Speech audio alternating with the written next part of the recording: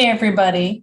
So last week's lecture on rhetoric introduced you to various aspects of the rhetorical situation, as well as the three main rhetorical appeals that speakers and writers use to persuade their audience.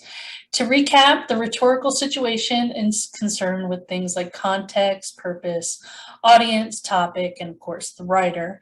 And the three rhetorical appeals are logos or logic, ethos, credibility, and pathos or emotion. So I want to take a moment to talk about audience. The ancient Greek philosopher Aristotle is called the father of rhetoric.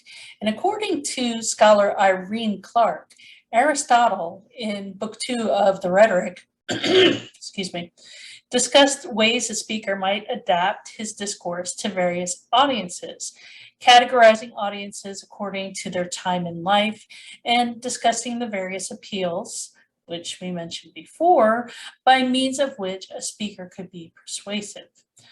This assumes some things regarding audience. One, that it's a known audience, that is, the speaker knows about its values and needs. And two, the audience is separate or outside the discourse, that which is under examination or being presented by the speaker. Clark argues that the notion that an audience is completely knowable does not transfer easily to written discourse, in which an audience is often completely removed in both time and space from the writers.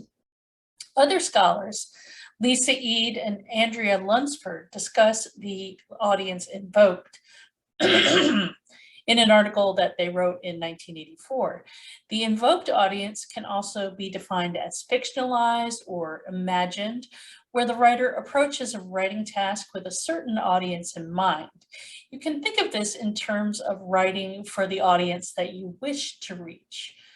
So according to Clark, Eade and Lunsford maintain that writers must both analyze a possible real audience and invent a chosen one, and that the two are not incompatible, and that the concept of audience encompasses a synthesis of both the real and the imagined.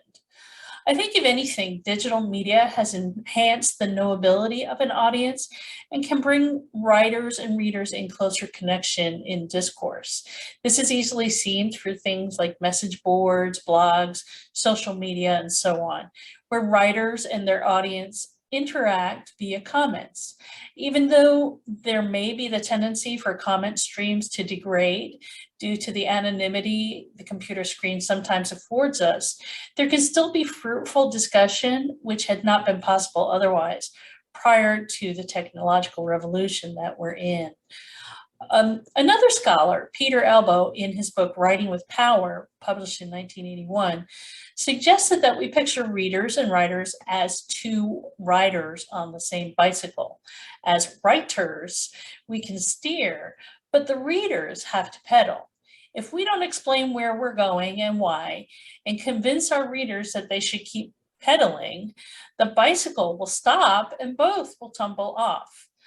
I like this analogy of the relationship between the writer and the audience. If we can't keep some kind of connection with our audience, if our audience loses interest, then what is the purpose of writing, right?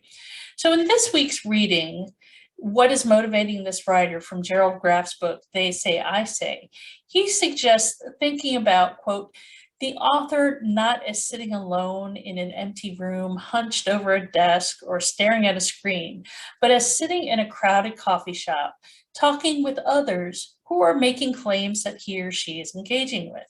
In other words, imagine the author as participating in an ongoing multi-sided conversation, what we may also call discourse, in which everyone is trying to persuade others to agree or at least take his or her position seriously.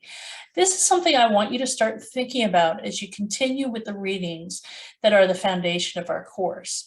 And as you approach the rhetorical analysis, I want you to think about the author's purpose, who they're trying to reach or persuade with their writing, and which rhetorical strategies are most effective in persuading a given audience, real or imagined.